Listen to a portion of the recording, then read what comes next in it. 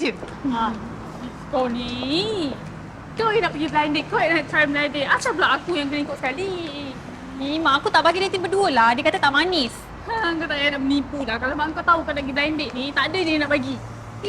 Pandai je kau mak aku tu open-minded lah. Okay? Tak ada. Tak kira. Aku nak kena rehat lah hujung minggu ni. Lagi pun banyak orang order roti. Okey, tak apa macam ni. Pagi tu, aku tolong kau uli-uli tepung semua. Bakar roti. Lepas tu, aku teman kau hantar roti semua kat kedai. Okey? Malam tu, kau teman aku pergi blind date dinner. Okey lah tu. Aku tolong kau tolong aku. Tengoklah macam mana. Lah. Kaulah satu-satunya yang terbaik. Sumbang. Tahu pun sumbang. Kalau kau tak nak bini kau bernanah, lebih baik kau setuju. Yelah. Tapi balik sebelum pukul 10. Okey, janji. Tepat pukul 10 malam kita terpacak depan rumah. Deal. Macam-macam. Kau tengok siapa? Ya Allah, Sakinah.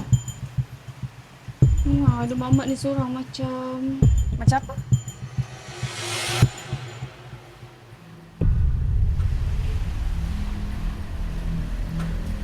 Mana ada siapa-siapa?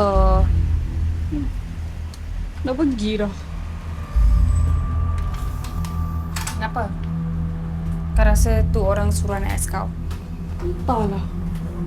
Petang tadi aku rasa macam dia juga tau. Serius lah. Besok kau gerak tak dari tempat tu? Aku tengah isi minyak, macam mana aku nak gerak? Nak settle tu, aku terus gerak lah. Aku ingatkan dah lepas, rupanya dia kejar aku. Nasib baik sampai traffic light, dia sangkut. Sebab tu lah kau tukar nama baru lagi, Mana kau tahu aku tukar nama baru? Aku jumpa dekat atas sampah. Nara, aku rasa lebih baik kau pergi jumpa dia. Bincang dengan dia elok-elok.